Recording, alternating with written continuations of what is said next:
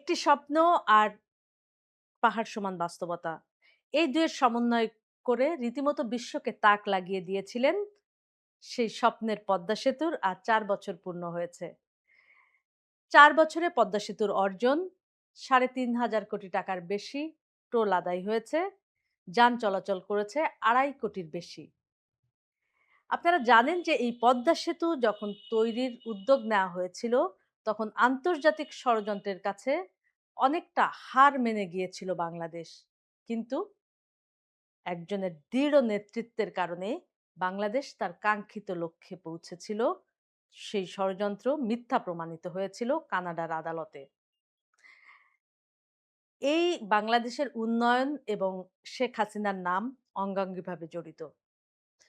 আমরা যদি দেখি যে সেই ষড়যন্ত্রের ধারাবাহিকতাই ২৪ এসেছিল এবং ২৪ তার চূড়ান্ত পরিণতি ঘটেছিল।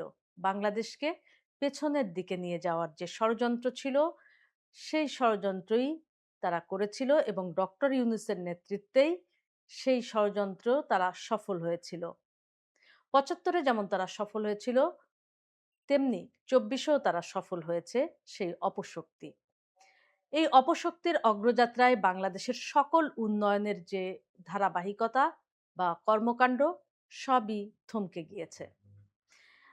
সরকার আসবে, সরকার যাবে।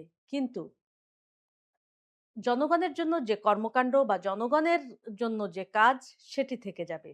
আর তার সুফল মানুষ পাবে এবং মানুষ তাদেরকে চিরস্মরণীয় করে রাখবে ইতিহাসের পাতায়।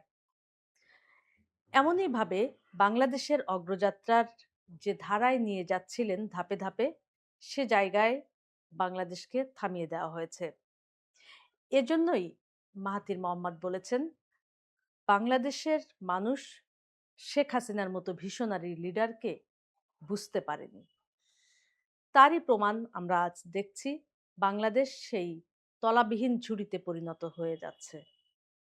আমরা বাংলাদেশকে চাই, বাংলাদেশ যে লক্ষ্যে ৭১ এর স্বাধীনতা অর্জন করেছিল সেই লক্ষ্যে পৌঁছাবে বাংলাদেশ এবং বাংলাদেশের মানুষ তার সুফল পাবে। বাংলাদেশ যেন আর কখনো সেই অপশক্তির হাতে না থাকে।